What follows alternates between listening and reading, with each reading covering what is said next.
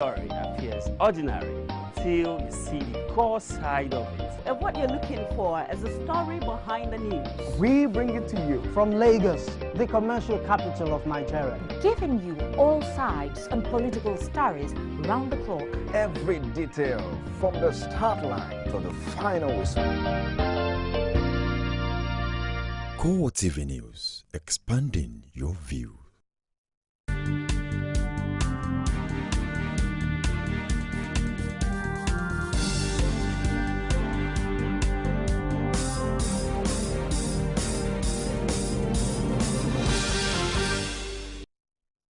Hello and welcome to CoreTV Primetime News. I am Emmanuel Ezekiel.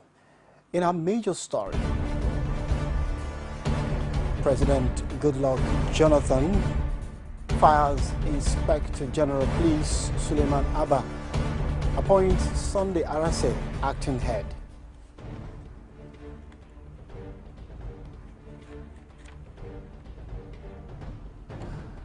Also in this program, Nigeria's Trade Union Congress protests xenophobic attacks, vows to shut down South African businesses in Nigeria if attacks persist.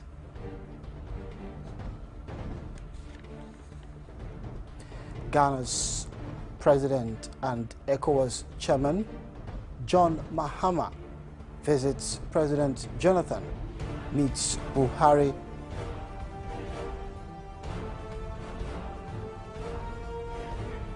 Ahead transition.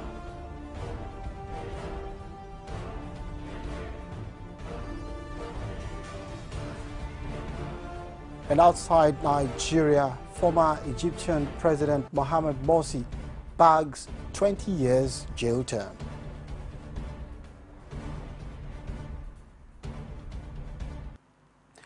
Good evening and welcome. I am Emmanuel Ezekiel. President Goodluck Jonathan has sacked the Inspector General Police Abba Suleiman and appointed in his place Sunday Arase in an acting position. This development is coming less than 5 weeks to the end of Jonathan's tenure, and no reason was given for the decision. Presidential spokesman Ruben Abati revealed this via his Twitter handle on Tuesday before confirming it to State House correspondents. Arase was the head of the former Force Criminal Intelligence and Investigation Department. He holds a bachelor's degree and master's degree in law, as well as bachelor's and master's degree in political science and strategic studies. He is also a fellow of the Nigerian Defense College. Meanwhile, United States government has commended Nigeria's President Goodluck Jonathan for the role he played in the peaceful conduct of the March 28 presidential election. Jonathan, presidential candidate of the People's Democratic Party, lost to the All Progressives Congress flag bearer Muhammadu Buhari in the poll. The incumbent president immediately conceded defeat after the announcement of the election results by the Independent National Electoral Commission. A few weeks earlier, President Barack Obama had praised the efforts of Jonathan and Buhari in ensuring peace during and after the elections. The White House, in a statement issued on Tuesday through the U.S. Embassy in Nigeria, stated that American Vice President Joe Biden made a phone call to Nigeria's president. The U.S. Vice President also encouraged President Jonathan to remain engaged and play a leadership role in global issues after his presidency ends. In the meantime, Ghanaian President John Mahama has joined other world leaders in commending President Goodluck Jonathan for his display of statesmanship in the aftermath of the 2015 presidential election. He said the attitude of the Nigerian president will go a long way in consolidating democracy in the country. Mahama, who is also the chairman of the ECOWAS, heads of state and government, spoke with State House correspondents after a closed-door meeting with President Jonathan. I have paid this visit in my capacity as chair of the Authority of Heads of States of ECOWAS to extend our commendation and congratulations to the people of Nigeria following the very successful elections that you had recently. If you recall, before the elections, I had come on behalf of the authority of ECOWAS to give a solidarity message to Nigerians to step up to the plate and consolidate your democracy by having a peaceful, free and transparent election. The ECOWAS chairman was also at the Independent National Electoral Commission, where he hailed the election management body for a job well done. John Mahama told INEC chairman Atahiru Jega that the just concluded elections have gone a long way in consolidating democracy in Nigeria. Nigeria, as a member of the ECOWAS, has a lot to do to contribute to progress, development, peace, and stability in the ECOWAS sub-region. And the ECOWAS, no doubt, has a tremendous role to play in terms of harnessing the resources and the energies of all countries in the sub-region in order to develop our region and to ensure that we promote peace and peaceful coexistence and also deepen our democratic development. This election has consolidated Nigeria's credentials as a modern democracy in the ECOWAS community of states. And we will continue to work together with you. As President of Ghana, Nigerians and Ghanaians are brothers and sisters and each other's keeper. And so we have a very special relationship and we share the same values, we have the same interests, we share the same cultures, and so we will continue to share experiences, and I believe that this victory is as much yours as it is ours. Ghana's President John Mahama has called on his South African counterpart Jacob Zuma to bring perpetrators of xenophobic attacks to book. He said this shortly after paying a congratulatory visit on President-elect Muhammadu Buhari in Abuja. Mahama, who is also ECOWAS chairman, also reaffirmed his commitment to cordial relationship between his country and Nigeria. Pius Samuel has more.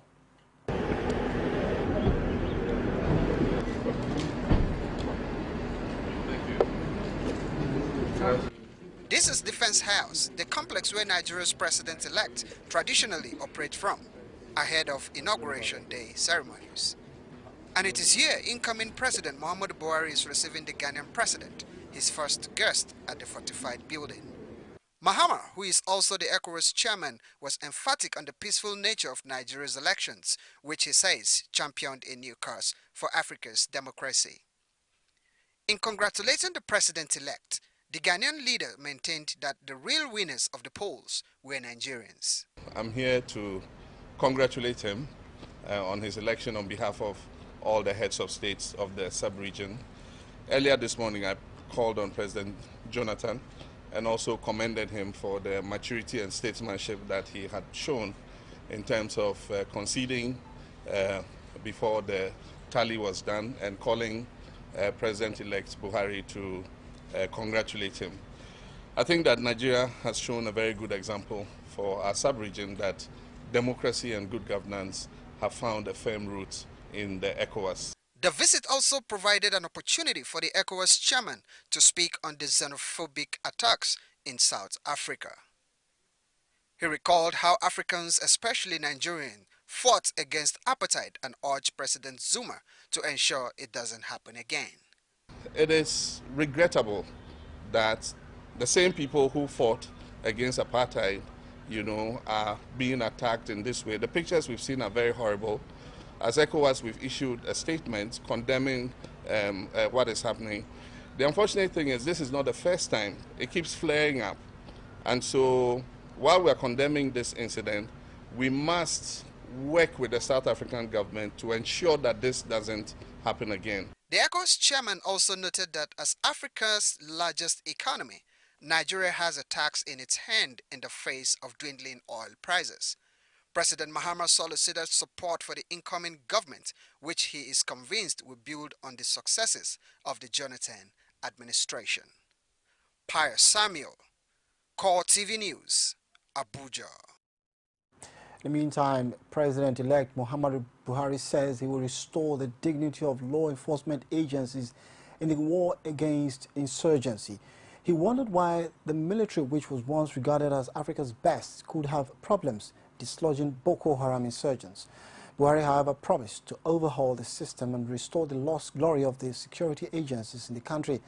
The president-elect spoke when a delegation from Kwara State, led by the governor Abdul Fattah Ahmed, paid him a courtesy call in Abuja in his office. Roads are very critical to development and growth of our people, because 70% of our people live in rural environments. And for them to really be seen to be part and parcel of Nigeria, they require to improve on access, which we are sure will not only help access to healthcare, access to farmlands, which is the bottom of the economy, but also access to other communities for exchange of goods and services. You need to be in good terms with your neighbor, even religiously. That will make security much better, and trade and industry. Even with Boko Haram, now Cameroon, Chad and Niger have to come and help Nigeria, because the Nigerian law enforcement agencies, including the military, could not secure 14 local governments out of the 774 local governments. After earning reputation from Burma to Zaire, to Liberia, to Sierra Leone, to Jammu, yet 14 local governments have become a problem for Nigerian military now. That Cameroon, Chad, and Niger have to come and help us. Still on visit, all three senators-elect from Kogi State were also in Abuja on a courtesy call on President-elect Muhammadu Buhari.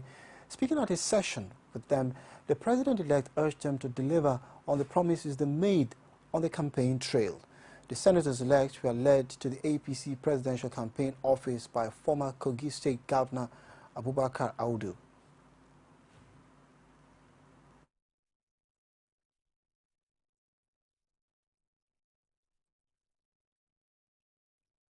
We want to assure you once again that when you count on support from any state in Nigeria, you count on Kogi State first. We know what we went through when the tractor said you have no supporters in Kogi State. But Kogis have spoken and spoke very loud, very, very loud indeed, so that all the doubting Thomases have been put to shame. And by the special grace of God, we will be a trustworthy, dependable, reliable children of yours. Now, for you elected members, I'm going to make a special appeal to you. Constitutionally, you know, you are standing on a very firm ground.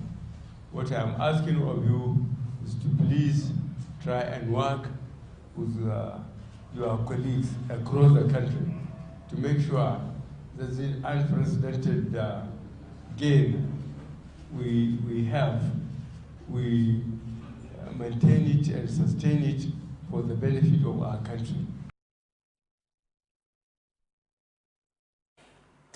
In the meantime, Edo State Governor Adams Oshiomhole has been soliciting the support of the leadership of the Nigeria Labour Congress for the incoming government. The former Labour leader advised NLC leaders to ensure that the Buhari administration formulates and implements what he describes as value-driven policies. He also urged the movement to reinvent itself as a much-needed force to ensure that a lot of average Nigerian workers is always at the front burner.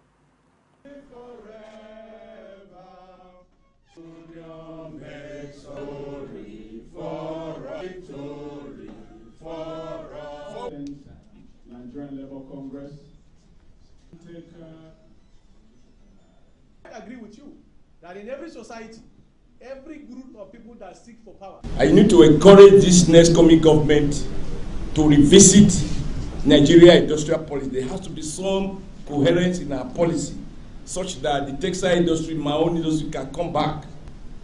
Dunlop must return. Macheli must be back. We must reinvent the wheel. That I'm convinced that it's really time for us to reinvent the wheel, especially where we can be able to get the confidence of our members and even the confidence of our employers. Council of Muslim Youth Organization NACOMYO has charged President-elect Muhammadu Buhari to embrace the rule of law and the tasking act of governance. The national president of the body, Kamaldeen Akintunde, made this call in Abeokuta, the Ogun State capital. Napoleon Memo's report is presented from our studios. The NACOMYO president, Kamaldeen Akintunde, urged the incoming government to evolve an equitable and viable governance structure that reflects the common identity of the nation. The group called on Buhari to run an all-inclusive government devoid of witch hunting. NACOMYO also charged the president-elect Muhammadu Buhari to fulfill his campaign promises. NACOMYO honestly implores them to govern with fear of Allah and to embrace the rule of law in the tasking act of governance.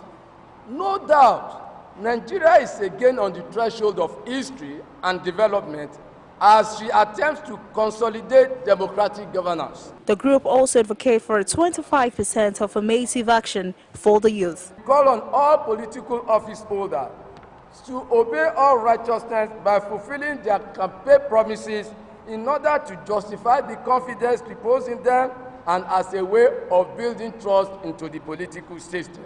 The group also appreciated President Goodluck Jonathan for conducting a free, fair and credible elections. Olajumoke Olatunji, CoreTV News, Abeokuta.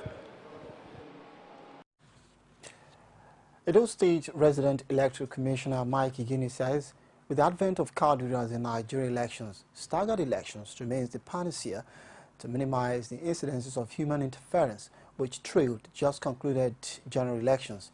He also said with Electoral Alternative Dispute Resolution EADR mechanism being looked into could address some of the electoral issues instead of approaching the tribunal as it is done in other parts of the world. The Resident Electoral Commissioner made this known today on the Commission's evaluation of the election process so far in the state at the Commission's Secretariat in Benin. Edo State correspondent filed in this report. Appreciating Edo people, the security operatives eulogized the media for their cooperation and all those who ensured that the election process was hitch-free in the 192 wards and 6,628 polling units of the state. So the Commission is retrieving all its materials and documenting them for those who seek litigations at the tribunal, while expressing reservation that the process may not be totally free. One or two hitches observed that the Commission will certainly get there. All the people we have conducted election for now, are they going to be sworn in tomorrow? Not going to be sworn in tomorrow. So we probably use that, this period left, to do something that will not warrant people going to tribunal. I don't want to hear this tribunal business. Because we want people after election to focus on the job. On the part of keeping the trust of the public and maintain the credibility of the Commission, 2 of its ad hoc staff who participated in the conduct of last elections, contravening the rules and regulations, were arrested and will face the wrath of the law. The efforts made by the state coordinator to draw the attention of core members to consequences of acting contrary to the rules. 2 ad hoc staff said to be Youth Corps members were arrested for attempting to sell ballot papers and materials, and the sum of 40,000 naira were funded in their possession. The reg said it is a serious crime. If you've just tuned in, you're watching CoreTV Prime Time News. Trade Union Congress of Nigeria takes anti-xenophobia protest to MTN's office, vows to shut down South African businesses if crisis continue. Find out more after this time out. Don't go away. Any tribe that rules has solid rules. Rule number 1, friends stay close. Friends in the tribe, stay closer. Feel me? Rule number 2, in the tribe, you always know what's up with Facebook, WhatsApp, VB, and Twitter. Guess what? It's free.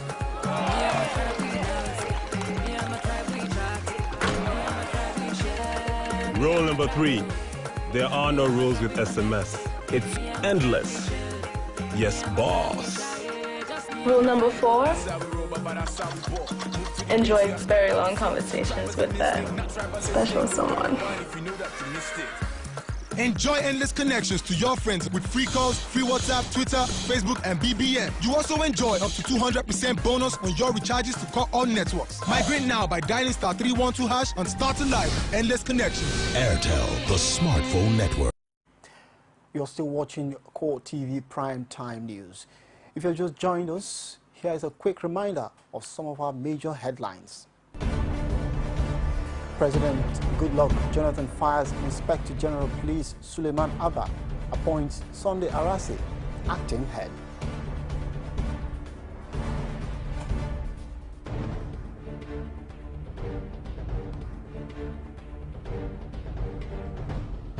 Also in this program, Nigeria's Trade Union Congress protests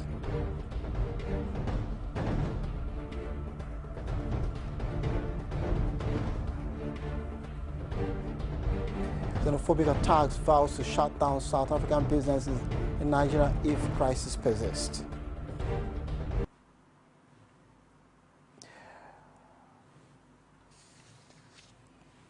Now you can reach us on our following social media platforms: Facebook, facebook.com/CoreTV News, and on Twitter at CoreTV News NG. Our YouTube channel, youtube.com/CoreTV, leave a space and then news. Now, Nigerian workers have threatened to shut down South African business facilities in Nigeria if the authorities fail to halt xenophobic attacks on Nigerians. The Trade Union Congress issued the warning during a second day of peaceful protest at the MTN office in Abuja. The protesters armed themselves with flyers and placards bearing different inscriptions, such as "Nigeria says no to xenophobia." Our correspondent, Basiaye, has more in this report.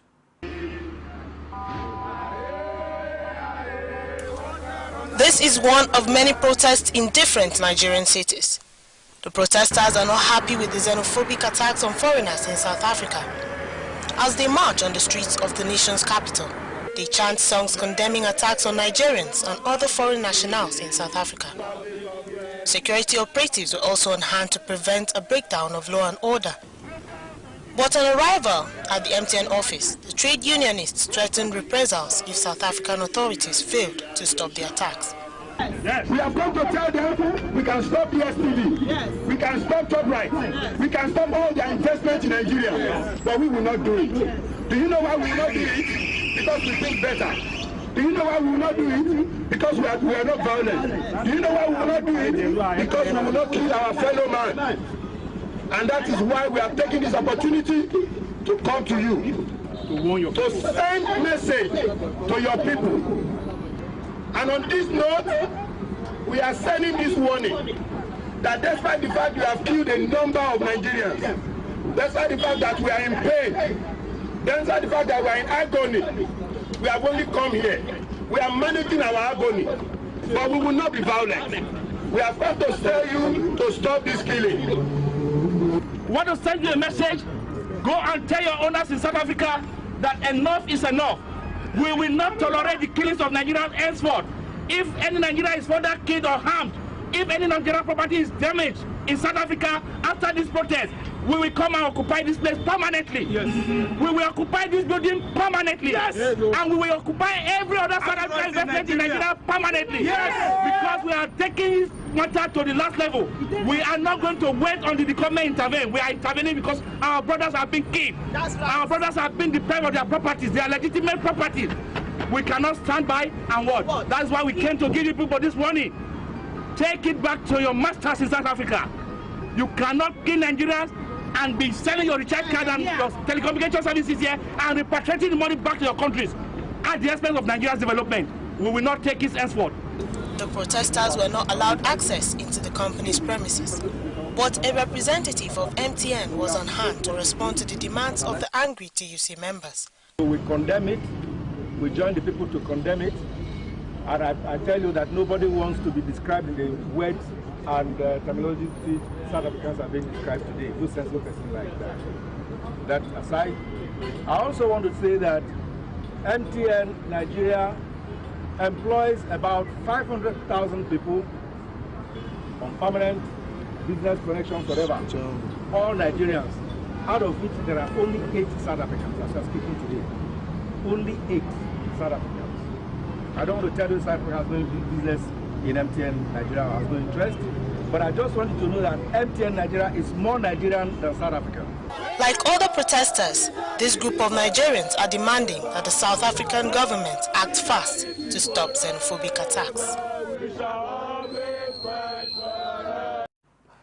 The Nigerian Labour Congress sees xenophobic attacks in South Africa as a fallout of deep-rooted economic issues and bad governance. It describes the attacks as Afrobic because black South Africans do not see themselves as Africans. NLC spokesman Danger Yakub told CoreTV News that the way out is for the government to implement people-oriented policies as well as reorientate the people. But there's nothing much more than reorienting, reconscientizing South Africans for them to understand that these attacks cannot give them jobs. These attacks cannot give them money. These attacks cannot do anything more. It's the government. What can give them jobs? What can give them money are government policies that are homegrown, policies that will industrialize South Africa, policies that will create jobs, policies that will send people to school. A lot of them are not in school. A lot of them don't go to school because they don't find it necessary to go to school. So those are things that can solve the problem. It's not just asking police to stop. When it's palliative, the South African government needs to find a permanent solution to it. Senate President David Mark on Tuesday led the Senate to pay a tribute to the memory of the senator representing Abia North, Uche Chukwumerije. This was after he adjourned sitting as a mark of honor for the third-term senator who died on Sunday from complications arising from lung cancer. Senator Mark and other senators described Uche Chukwumerije in glowing terms after signing the condolence register. It is not usual to see a crowd at the lobby of the National Assembly, but the situation on Tuesday was different. It's the first legislative day after the death of one of Nigeria's most revered senators. A book of condolence has been opened at the lobby for lawmakers to bear their minds on the man who spent 12 years in the Senate. Many of the senators have something to say about Chukwumerije's vibrancy. Life is like that. There's one day we are born and one day we will definitely die. You can see that confidence, that courage in him, always out to make his point. His pool or wealth of knowledge is such that will be greatly missed. There are also others like the Senate President who spent over 10 years with the Abia North Senator in the Red Chambers. But that of Uche Chukwumerije is very exceptional because he is, even though at that age, still at the prime of his legislative activities, a great patriot, a very great Nigerian, a quintessential legislator, somebody who has love for this country. And he demonstrates it, he says it, and he demonstrates it. So you know, you never missed his presence. He dominated his space, and he won't be there anymore, so that space will be empty. As is tradition in the Senate, senators took a day off to mourn their colleague. A valedictory legislative session is to be held for the one-time information minister at a later date. Now, in the aftermath of the mystery deaths in Ode Irele, a community in Ondo State, the senator representing the area wants local and federal authorities to help check the widespread consumption of a local concoction.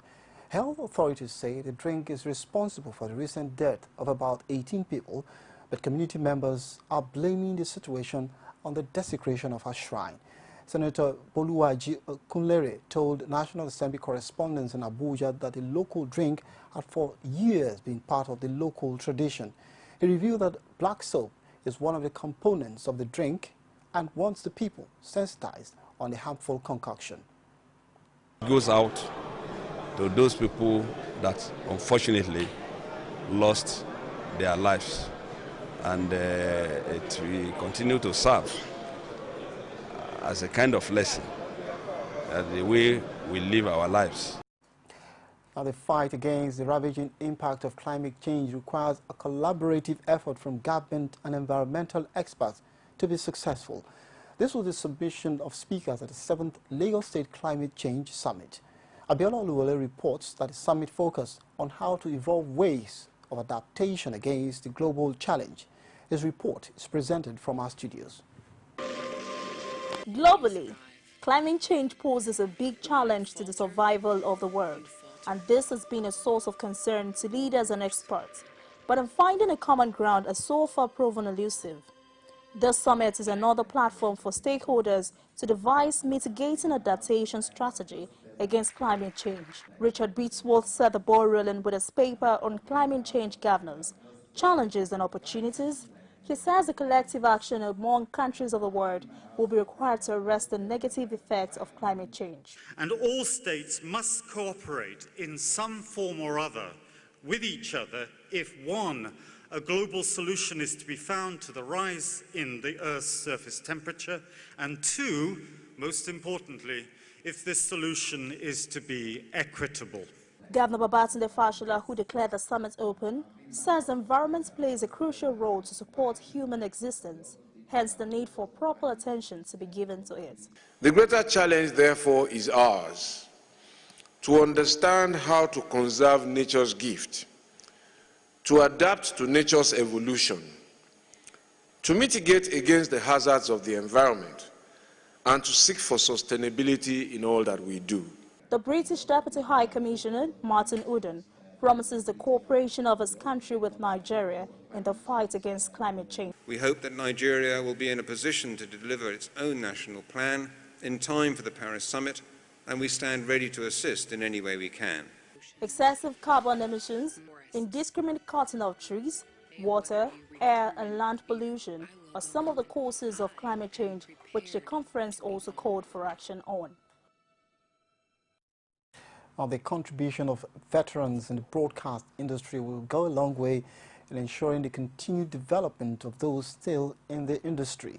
This came to light at an interactive session between veterans and those still practicing in the industry in Lagos. Oluwaseyi Adegoke, who was at the session, has details in this report. With the importance of the broadcast media growing by the day and its emergence as a veritable tool of information, the need to ensure the continuous development of broadcasters is one that the industry must be in tune with. The interest in the industry, according to this veteran, is born out of the love for the industry and need to ensure that it shapes the nation's image. The profession is, as much as we love the profession, there's danger. But then, if you are able to overlook the danger, maybe because some of us are adrenaline junkies, you love the adrenaline rush. To maintain the value and ethics of the profession, it is either one is a broadcaster or not. I would not say that somebody that writes a sensational story or somebody that thinks he or she is a star or becomes a star overnight, I would not put them in the realm of being fake. It is not a syndrome of being fake. It is a syndrome of self-delusion. Though much has changed in the broadcast industry in terms of development and innovation, the need to continue to learn and develop on the job is a fundamental part of the life of a broadcaster. It's about being receptive to new ideas. I know it becomes even more intricate because the new media is here, and so the lazy broadcaster relies on the new media even when a story is not true. The veterans in the broadcast industry, however, encourage the younger generation to keep alive their passion for the success of the industry. Oluwaseyi Adegoke, CoreTV News, Lagos. Now to education matters, 3 senior lecturers of Tayo Akpata University of Education, Ekeadolo, arrested at the early hours of today, have regained freedom after hours of interrogation. The lecturers, Osewenge Osahon, Ken Omori, and Fred Omonua, who were released on bail, according to them, were arrested at the instance of the Provost Amen Hounango and the school registrar E.A. Fenemigo to the Zonal Command of the Assistant Inspector General Police AIG Benin. Addressing newsmen shortly after their release, the school union chairman Fred Omonua and Ken Omori, chairman of the senior staff of Colleges of Education Ekeadolo branch, insists the allegations leveled against them were fictitious, adding that the provost should address issues and stop chasing shadows. Our Edo State correspondent filed in this report. Lecturers of the institutions are currently on a 4-month strike over non-payment of salaries, arrears, promotions and trust fund money amounting to 30 million naira, alleged to have been illegally deducted at source, which the provost has refused to pay. Efforts to get to the provost proved abortive, but the public relations officer of the institution, in a text message, said the lecturers were not arrested but were invited on the basis of allegation and the youth chairman of Ekeadolo community having the institution petitioned. What we just discovered is that the police people were not aware that he's owing money. They were surprised that he's owing money. He's owing our trust fund money, which he deducted illegally at source, and he has not returned. As we have asked him to return the trust fund money of more than 30 million that is owing the staff of College of Education Ekeadolo. So he decided to bring us here, where we were detained for some time, and then we have been taken on bail now. Meanwhile, the chairman, Colleges of Education Academic Staff Union, Fred Omonua, said they will not be moved by intimidation as the strike continues until their outstandings are paid.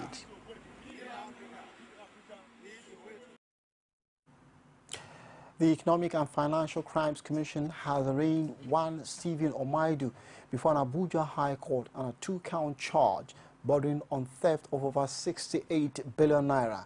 EFCC said Omaidu connived with 3 others still at large to hack into the server of a second-generation bank and transferred the sum of 68 billion and 28 million naira into different accounts for personal gains. The offense is punishable under Section 287 of the Penal Code Act.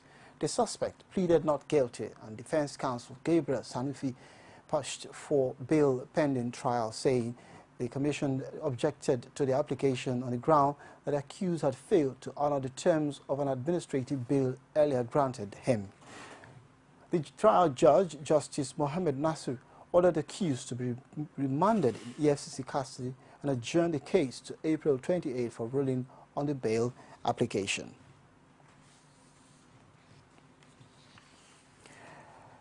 We take another break and return with business, sports and stories outside Nigeria. Stay with us. Every day, every hour and every minute, news break in Nigeria. Things happen so fast, it's most times difficult to track and comprehend them.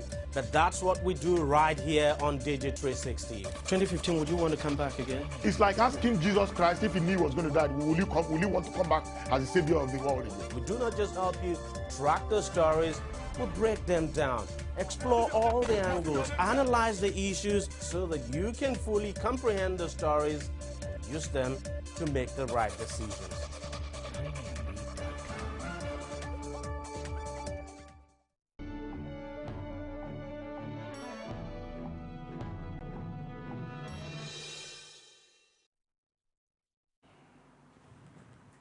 Welcome back. Revenue accruing to the federal government fell 21.5% to 315 billion and 0.04 in March due to the trunk and pipeline shutdowns and lower earnings from the non-oil sector. Jonah Atula, the Accountant General, has said Nigeria distributed a total of 435 billion.06 naira to local, state and federal government for the month of March, compared to 522.05 billion naira shared in February. And still on business, the Securities and Exchange Commission has commenced investigations of companies that floated private placements not yet quoted on the Nigerian Stock Exchange. Sources at the Commission confirmed on Tuesday. According to the Commission, under the new management, it has declared a zero-tolerance level to practices that would affect investors' confidence. The Commission was determined to stamp out misleading information or promises by issuers and marketers in respect of listing. Available information at the Nigerian Stock Exchange showed that more than 300 private placements were marketed during the boom period, with most of them being oversubscribed. Now, let's join Sabina Zoku for a stock market report.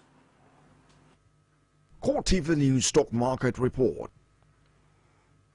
Hello there and welcome to the Stock Market Report segment with me, Sabina Izuku. The equities market on the floor of the Nigerian Stock Exchange ended on a negative note today as the Nigerian All-Shares Index depreciated by 0.62% to close at 34,507.85 basis points. The market capitalization declined to close at 11.75 trillion naira. In all, a total volume of 354 million units of shares, valued at 3.2 billion naira, were exchanged in 5,668 deals.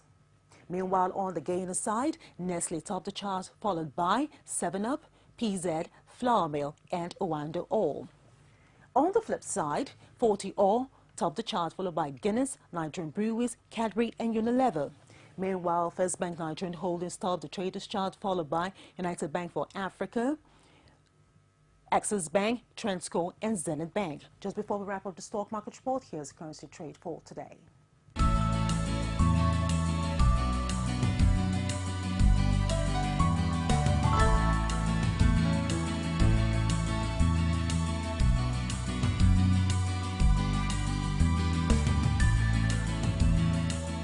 CoreTV News Stock Market Report. Now to sports. Coach Stephen Keshi has signed a new 2-year contract, which will see him take charge of the Super Eagles from 2015 to 2017. After he had signed a new deal at a brief ceremony in Abuja, the Nigeria Football Federation charged Keshi not to ignore talents from the successful national youth teams. The NFL also insisted that all the disagreements between both parties have been resolved. Most experienced coaches with vast international experience, football experience. He therefore remains the champion of the development of our indigenous coaches. His appointment is part of a novel long-term plan for the development of a pool. In the last 2 years, believing in the home-based players because they are the foundation of any national team. I came out from there. A lot of all this came out from being local players. And staying on sports, the hammer of the league management company LMC fell on 2 players of NPFL side. Sunshine Stars were stripped to celebrate their winning goal against Dolphins FC on March Day 4 in Akure on Sunday. The duo of Prince Agre and Ebenezer Odulami have been suspended for 1 match each and also fined 50,000 naira for indecent exposure and conduct capable of bringing the league to disrepute. In line with the Nigeria Professional Football League framework and regulations, the 2 players have 48 hours to either submit to the LMC decision and or elect to be dealt with by a special LMC team. And finally, in sports, Janak Zeman has quit as coach of Serie A strugglers Cagliari. The 67-year-old Czech was only weeks into his second stint in charge of the club, having been last sacked December only to be called back to replace Gianfranco Zola last month. Zeman decided enough was enough after last weekend's 3-0 home loss to Napoli, which came after players were attacked by irate fans at the team's training ground. And now to news outside Nigeria. An Egyptian court on Tuesday, April 21, sentenced ousted President Mohamed Morsi and 12 other defendants to 20 years in jail for involvement in the arrest and torture of protesters during his rule. But the court acquitted Morsi, Egypt's first freely elected president, of murder charges that could have seen him sentenced to death over the killing of a journalist and 2 protesters during clashes outside the presidential palace in 2012.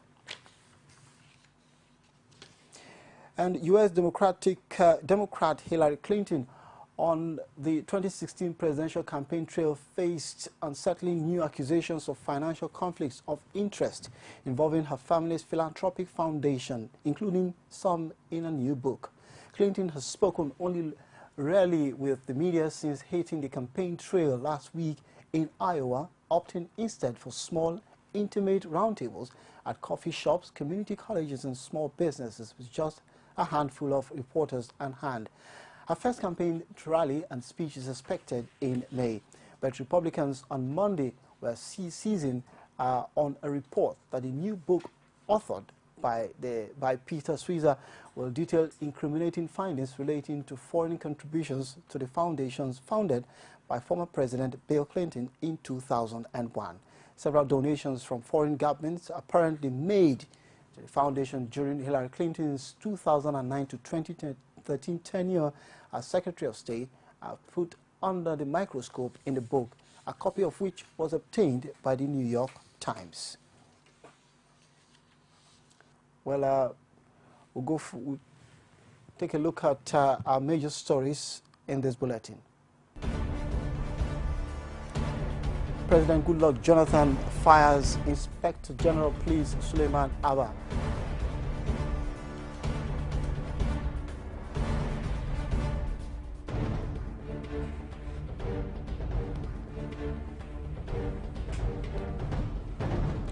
Also, in our major story, protests in Abuja over xenophobic attacks in South Africa.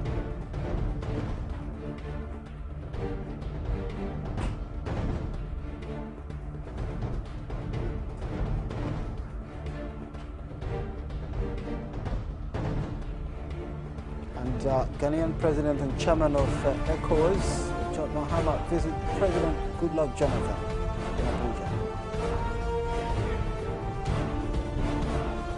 And that's our package tonight. Many thanks for watching. From all of us here, I am Emmanuel Ezekiel, and have a good night rest.